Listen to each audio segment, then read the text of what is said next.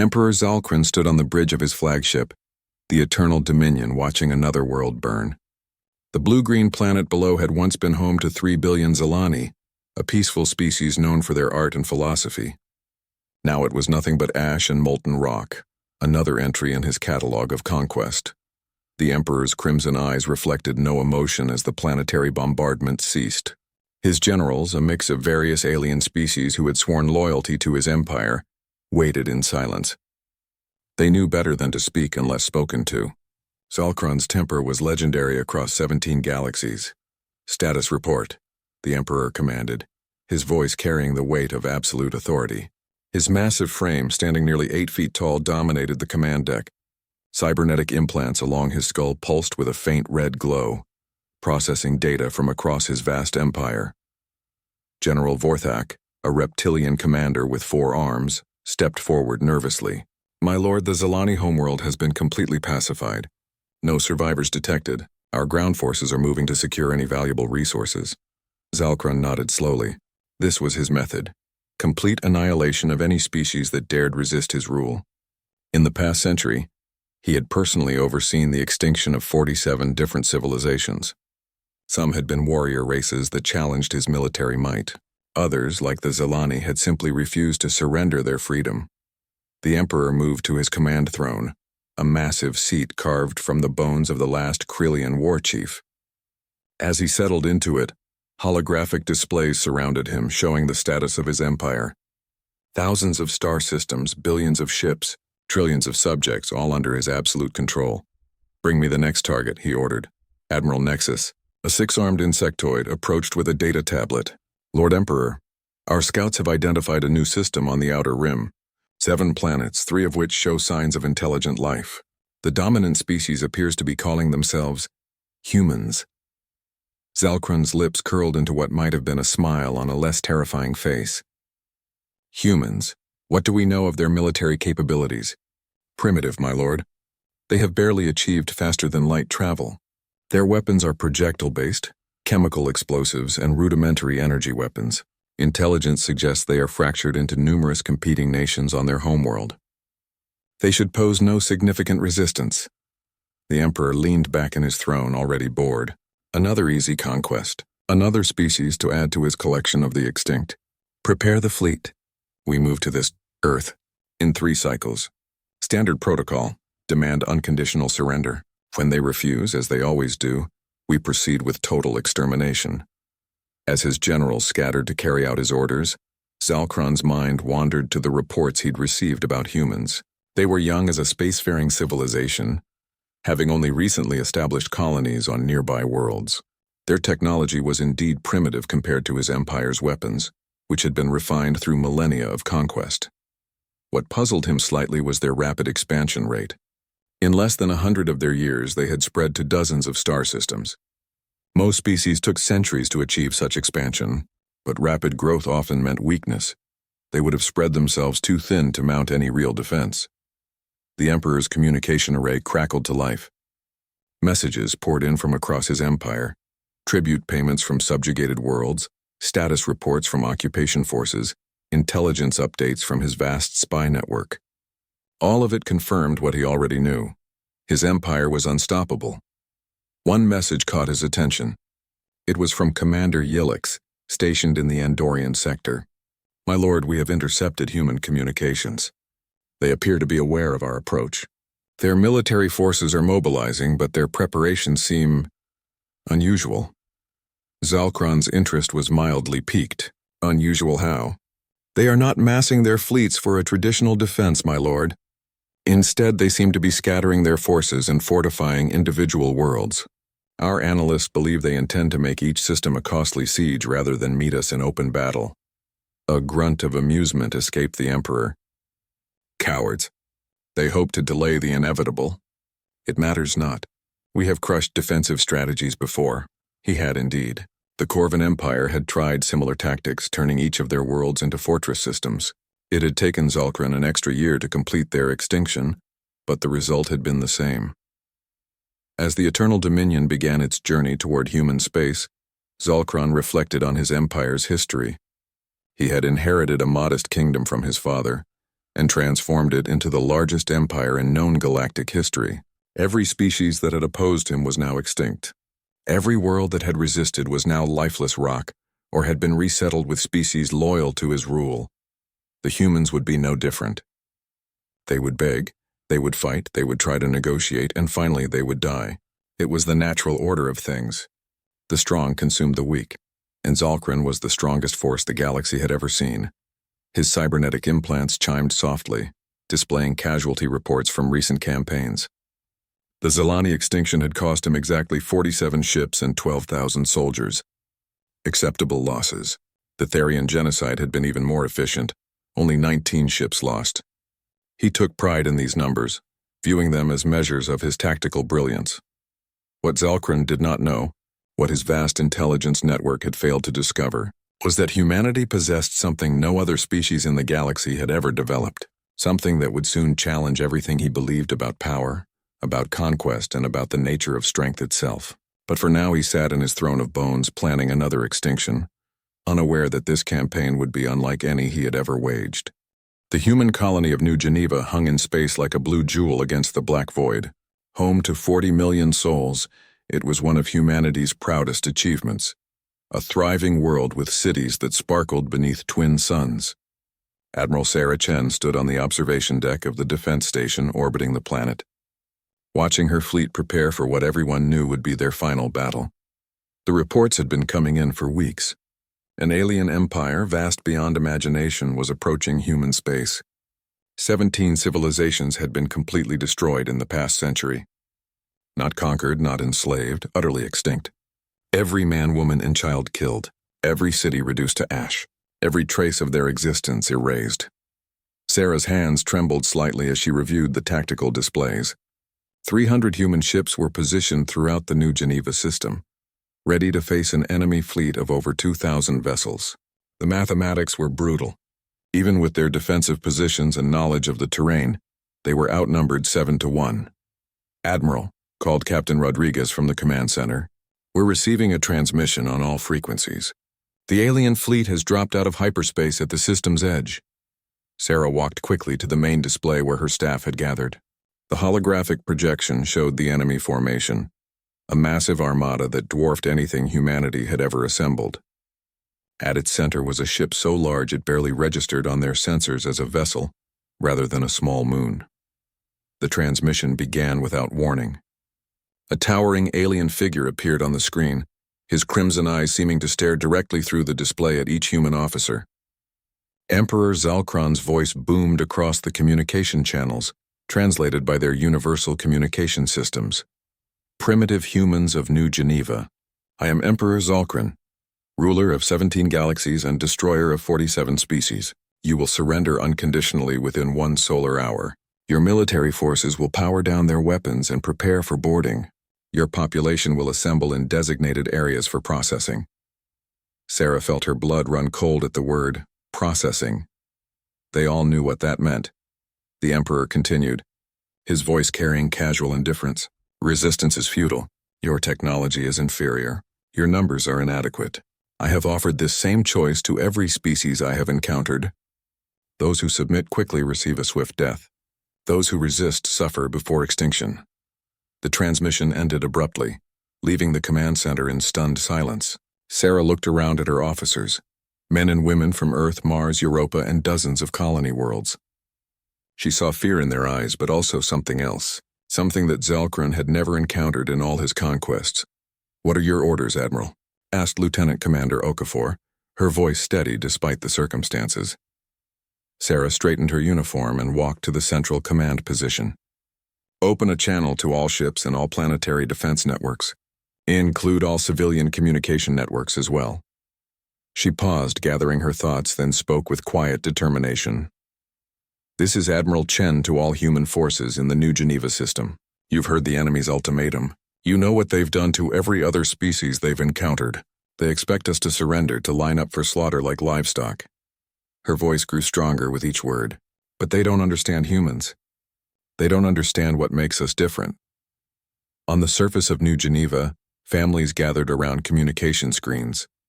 In the asteroid mining stations, workers stopped their drilling to listen. Throughout the system, 40 million people heard their military commander's voice. We are not the Zalani, who trusted in philosophy to save them. We are not the Corvan Empire, who believed their fortress worlds were impregnable. We are humans. We are the species that crawled out of caves and reached for the stars. We are the people who turned a dead rock into Mars' colony, who built floating cities in Jupiter's clouds, who found ways to survive in the harshest environments our galaxy could offer. Sarah's voice carried across space to the approaching enemy fleet. Zalkron, monitoring human communications, listened with growing curiosity. This was not the usual pleading or desperate threats he had heard from 47 other species. They call us primitive, Sarah continued. They say our weapons are inferior. They believe our small numbers make us weak. They think that because we are young as a spacefaring civilization, we do not understand warfare. She paused, and when she spoke again, her voice carried a steel edge that made seasoned combat veterans stand straighter. They are wrong. We may not have energy weapons that can crack planets. We may not have fleets numbering in the thousands. But we have something that no other species in this galaxy has ever possessed. We have the accumulated military knowledge of a species that spent 10,000 years perfecting the art of killing each other. On the Eternal Dominion, Emperor Zalkron raised an eyebrow. This human commander was different from the others. Most begged for mercy or issued hollow threats. This one seemed to be. Lecturing him, Admiral Chen's transmission continued. We learned warfare from each other. We studied every possible way to destroy our enemies. We wrote books about it. We built academies to teach it. We spent centuries analyzing every battle, every tactic, every strategy. Sun Tzu, Clausewitz, Patton, Rommel, Alexander, Napoleon. Names that mean nothing to you but everything to us. We are the students of 10,000 years of human warfare. The enemy fleet continued its approach, confident in their overwhelming superiority. But aboard the human vessels, something was changing. Crews who had been resigned to heroic death began to remember who they were. They were the descendants of people who had fought at Thermopylae and Normandy, at Gettysburg and Stalingrad. So yes, Emperor Zalkron, Admiral Chen's voice carried clearly across the void. We will resist. Not because we believe we can win a conventional engagement, not because we have superior technology. We will resist because it's what humans do. It's who we are. It's what we've always done when faced with extinction.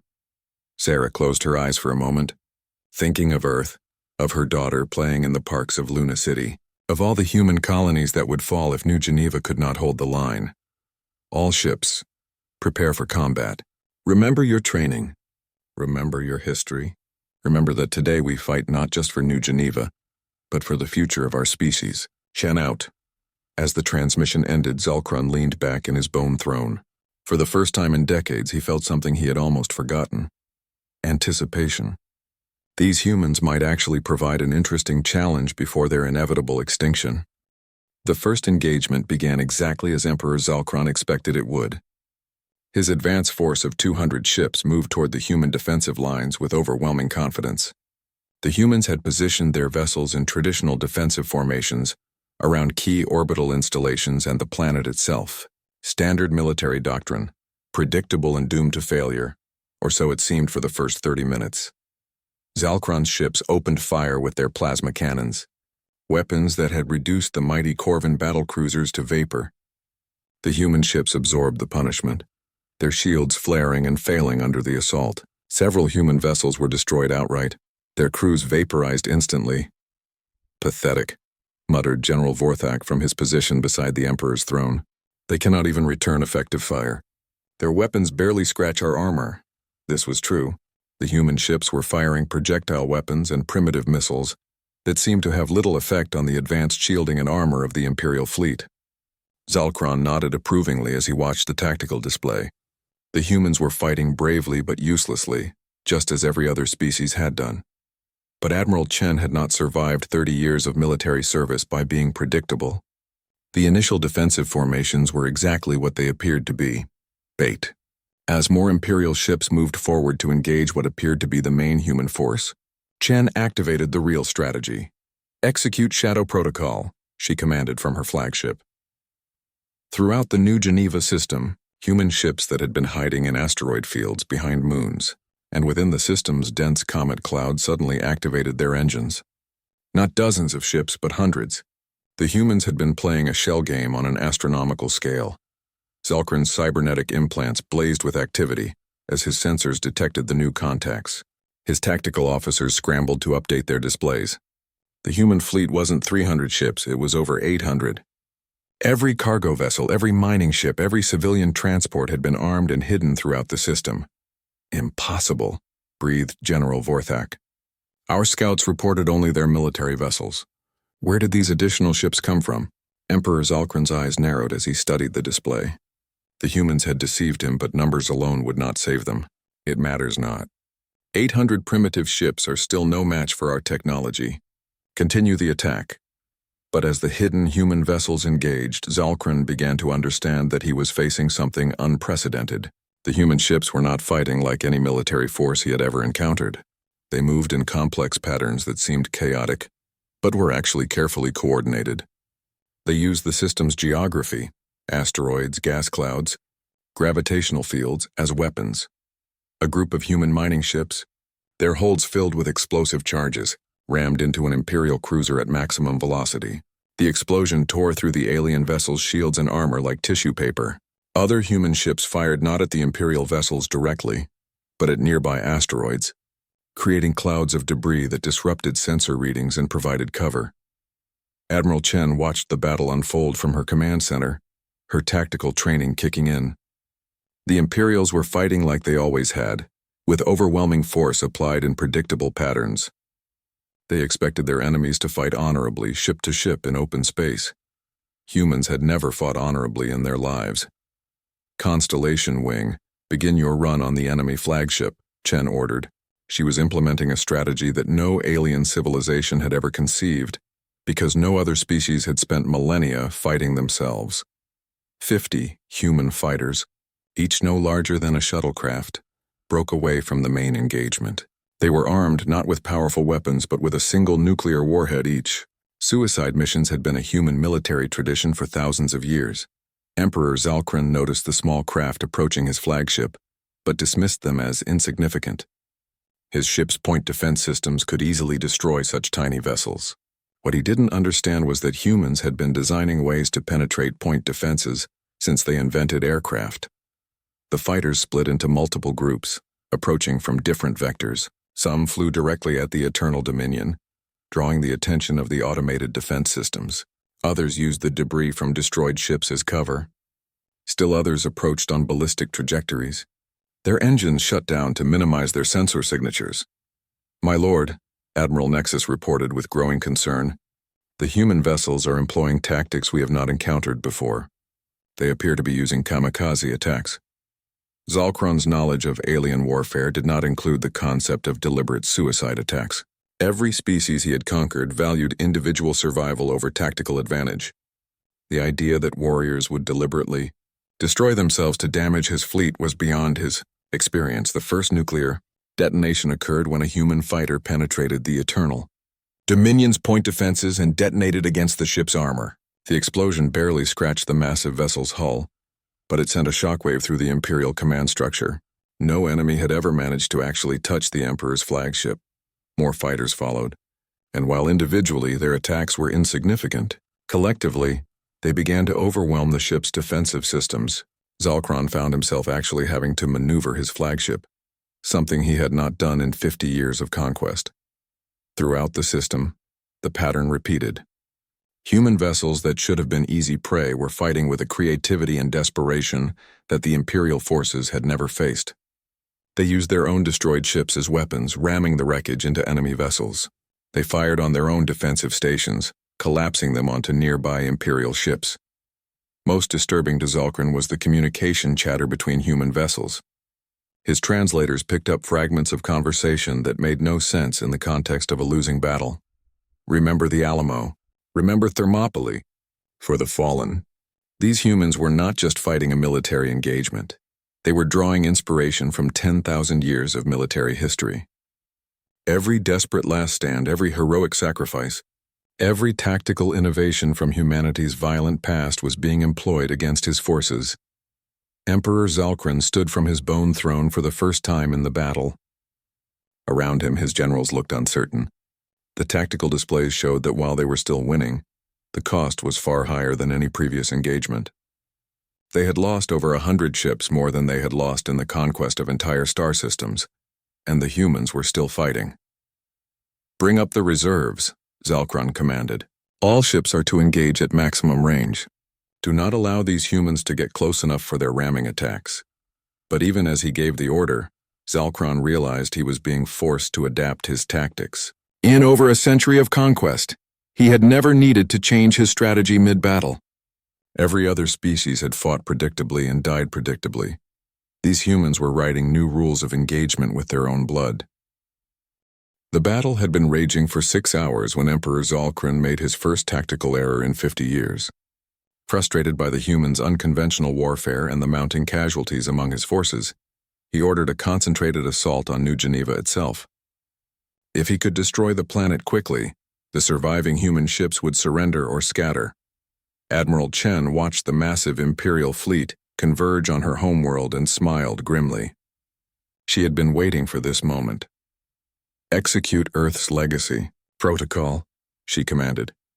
What Zalkron didn't know was that humans had been preparing for this day since their first contact with other species. Every human colony, every human ship, every human military installation had been designed with one fundamental principle in mind. If humanity was going to die, it would take as many enemies with it as possible. New Geneva's surface erupted with defensive fire, but not the kind Zalkron expected. Instead of military installations, every city, every factory, every civilian structure began launching missiles. The humans had turned their entire civilization into a weapon, but the real surprise was what came next. As the Imperial fleet moved into orbit around New Geneva, preparing to begin the planetary bombardment, space around the planet seemed to come alive. What the Imperials had thought were dead asteroids and space debris suddenly activated engines and weapon systems.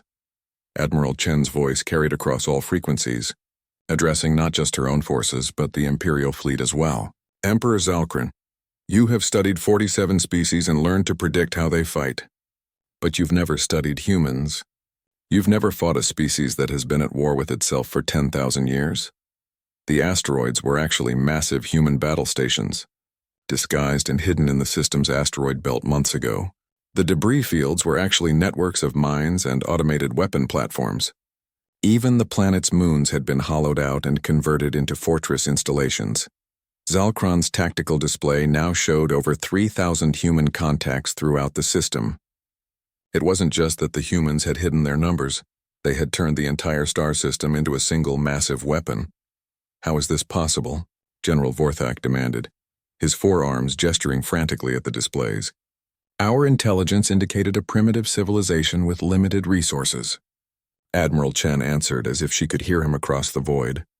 "You studied our technology and found it inferior. You counted our ships and found them insufficient. But you never studied our history.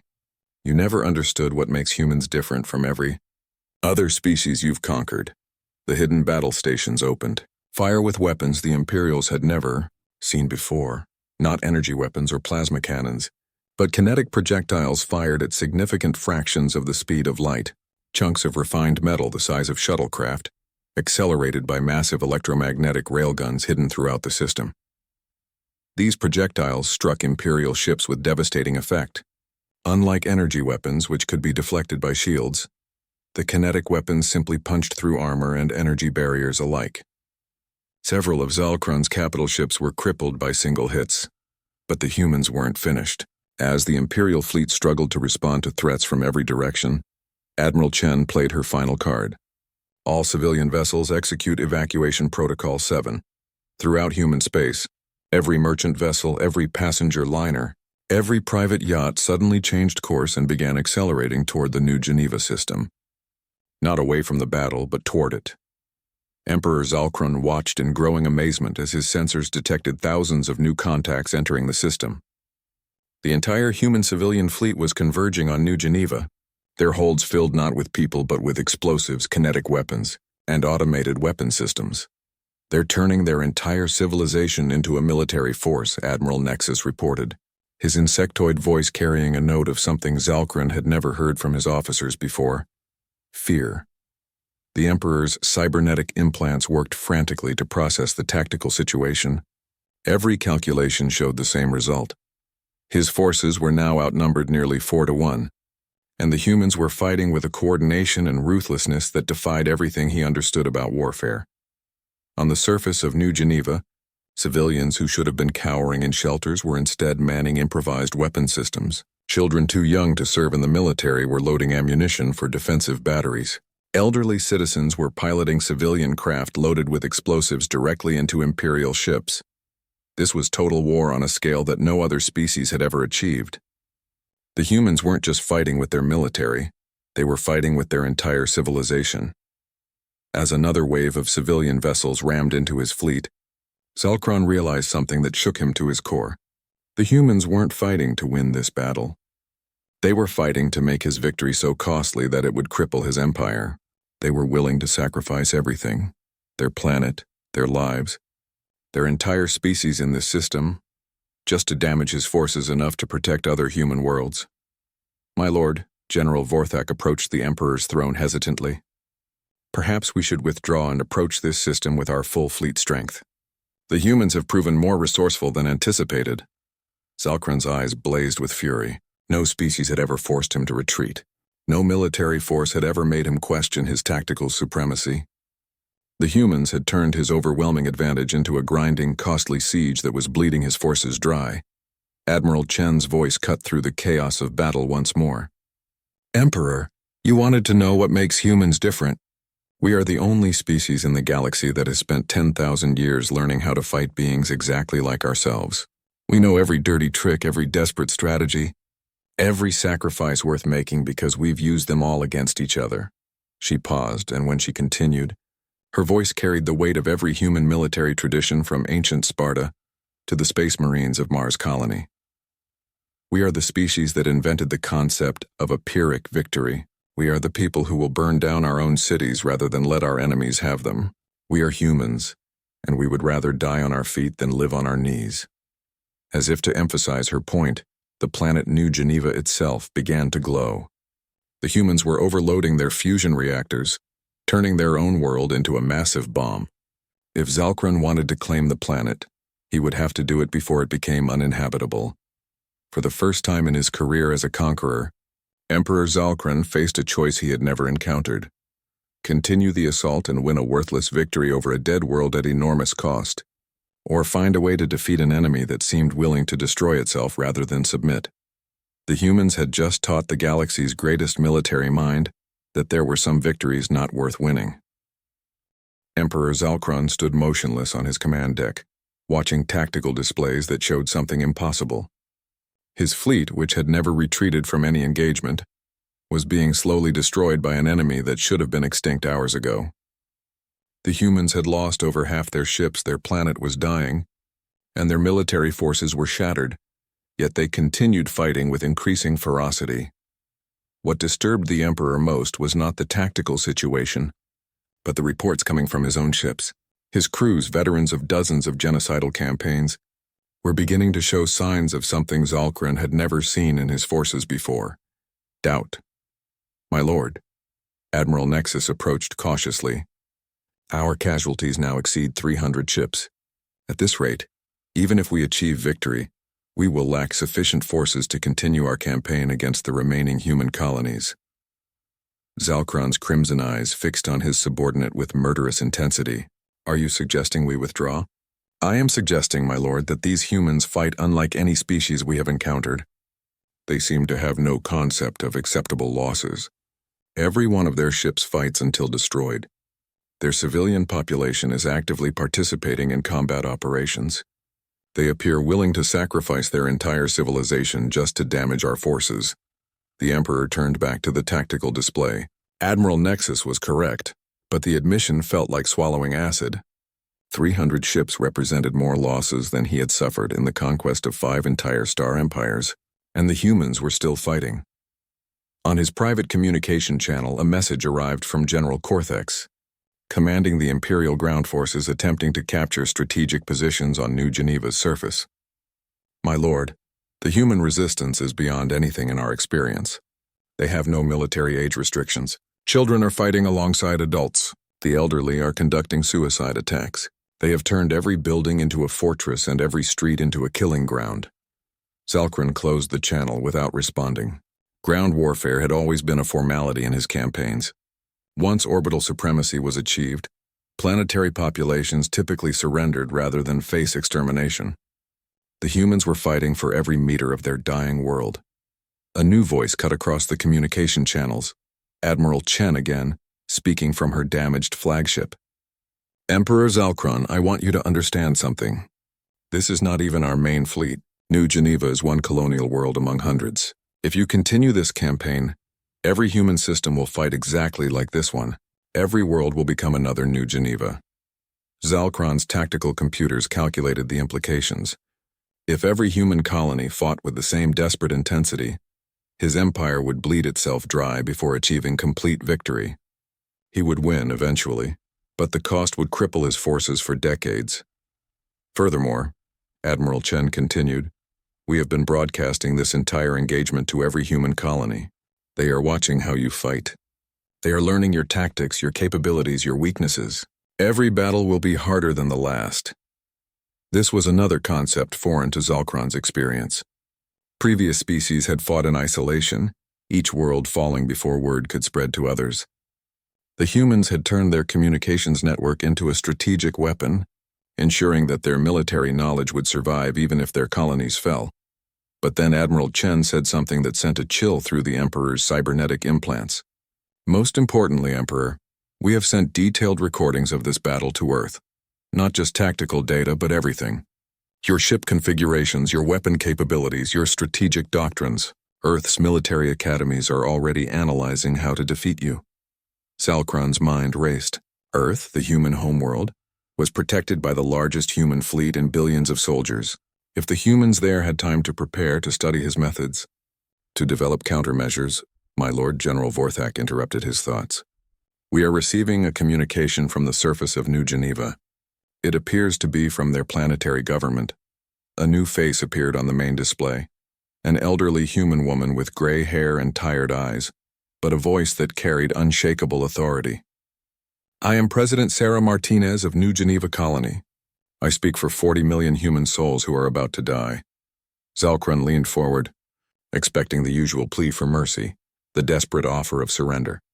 Instead, President Martinez said something that no planetary leader had ever said to him before. Emperor Zalkran, we are going to lose this battle. Our world is going to die and most of us will not survive the day.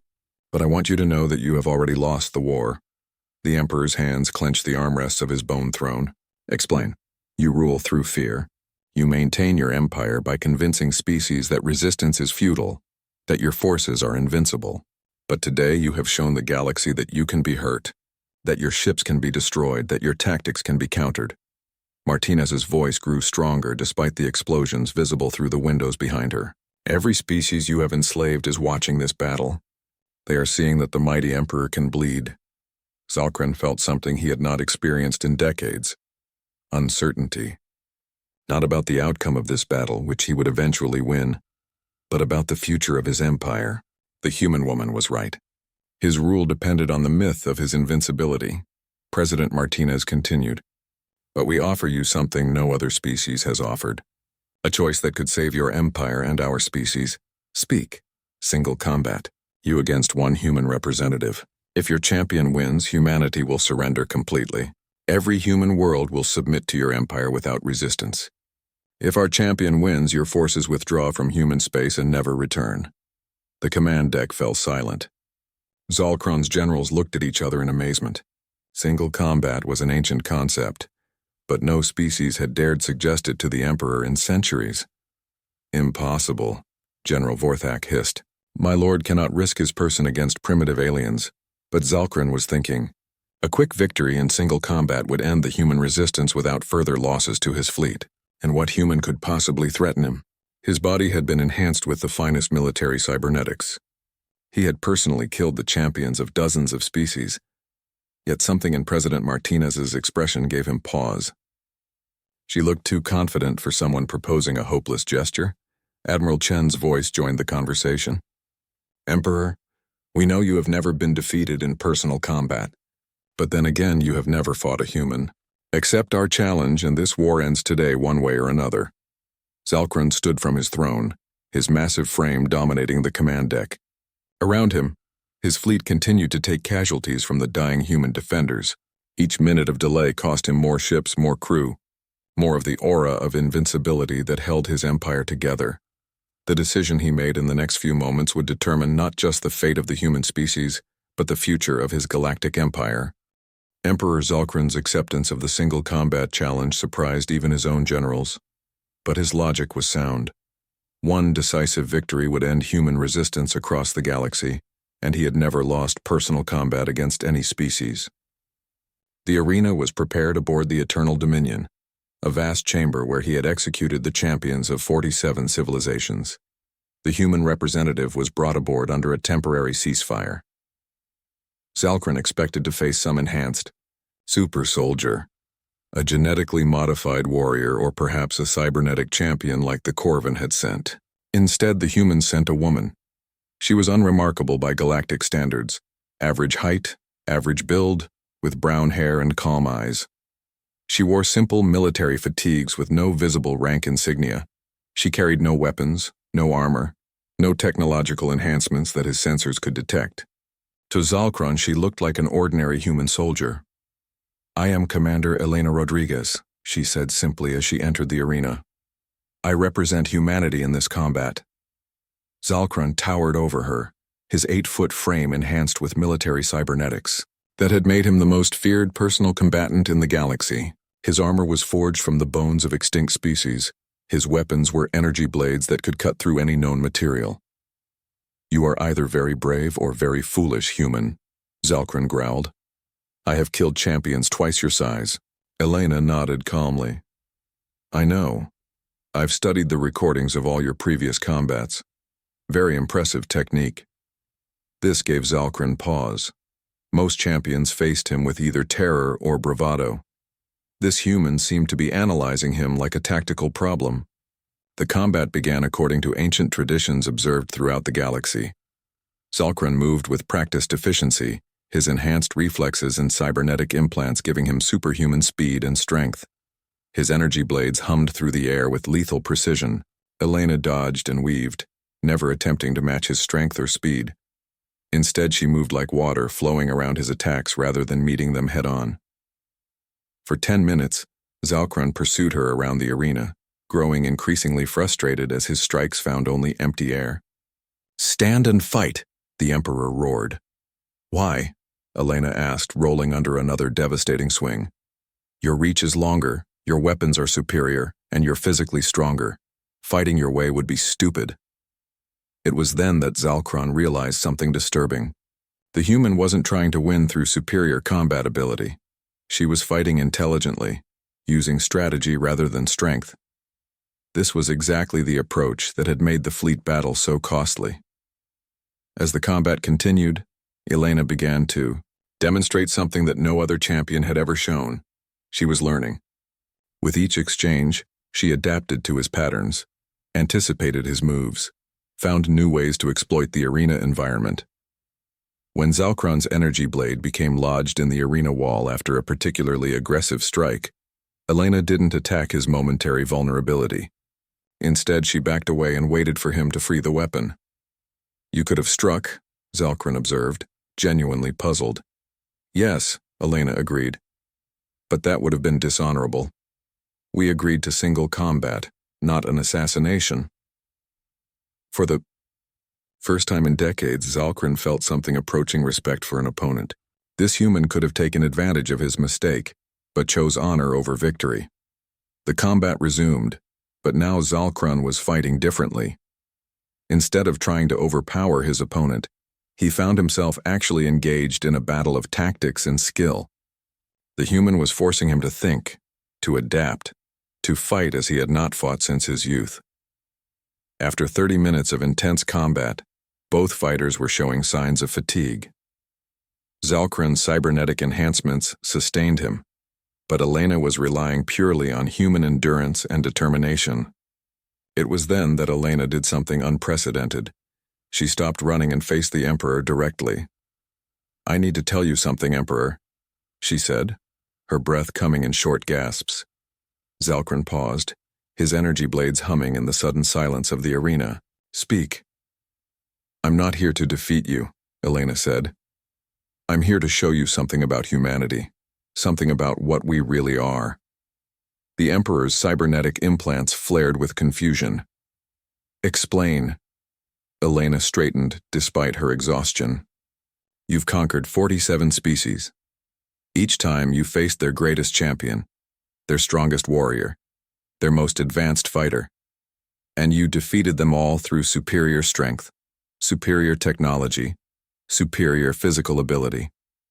Zalkran nodded slowly. This was true. "But I'm not humanity's greatest champion," Elena continued. "I'm not our strongest warrior or our most skilled fighter. I'm not enhanced, not genetically modified, not cybernetically improved. I'm just a soldier. An ordinary human soldier." The Emperor's eyes narrowed. "Then why did they send you?" Elena smiled, and for the first time since entering the arena, she looked directly into Zalkran's crimson eyes without fear. "Because that's the point. I'm what humanity is. Not our best, not our strongest, not our most exceptional. I'm just us. And if an ordinary human can fight the galaxy's greatest warrior for 30 minutes and still be standing..." The words hit Zalkran like a physical blow. She wasn't here to win the combat. She was here to demonstrate that even average humans could face him without breaking. That if an ordinary soldier could match him for half an hour, what could humanity's actual champions accomplish? "What can your species really do?" Elena finished. In that moment, Emperor Zalkran understood what the humans had been trying to tell him throughout the entire campaign. They weren't just another species to be conquered.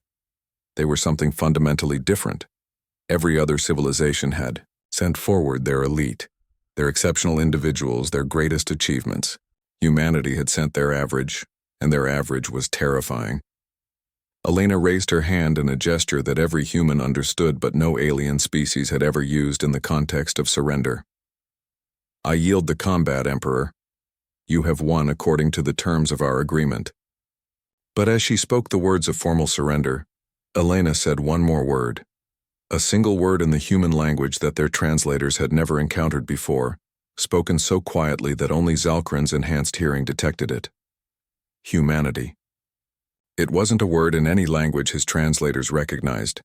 It was something else entirely. A concept, an ideal, a declaration of what humans were willing to become when faced with extinction.